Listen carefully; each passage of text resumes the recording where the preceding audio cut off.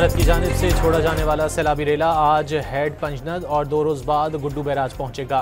Head Panjnad में पानी का बहाव 2,27,000 तक पहुंच गया। गुड्डू बैराज पर पानी की आमद 3,42,000 क्यूसेक रिकॉर्ड।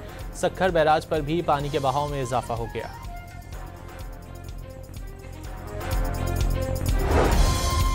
भारत से छोड़े गए रेले से दरियाए चिनाब की सतह में फिर इजाफा। मुल्तान का जमींदारा बंद तोड़ दिया गया।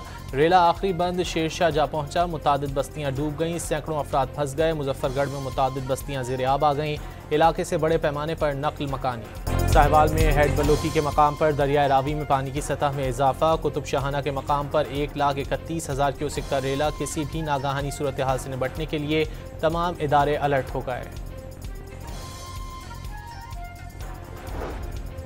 मुल्क में इतवार से बारिशों के नए स्पेल की पेशगोई। मानसून हवाएं 6 सितंबर की शाम पंजाब और सिंध में दाखिल होंगी। कश्मीर, खैबर पख्तूनख्वा और बलूचिस्तान में भी बारिशों का इम्कान।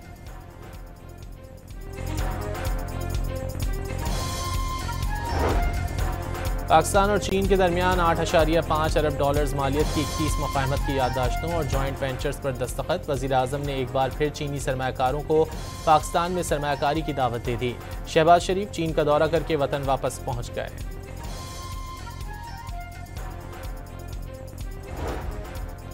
पाकिस्तान और चीन का दहशतगर्दी के खिलाफ मिलकर काम करने पर इत्तेफाक। पाक चीन वज़ीर आज़म मुलाकात में जॉइंट एक्शन प्लान पर तबादला ख्याल। चीन इंसदादे दहशतगर्दी की सलाहियतों को बढ़ाने के लिए पाकिस्तान की मदद करेगा।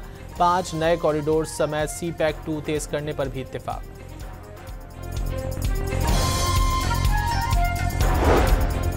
रहीम यार खान में मोटरवे के करीब कार ट्रेलर से टकरा गई। 2 बच्चों समेत 4 अफराद जाँ बहक और 2 जख्मी हो गए।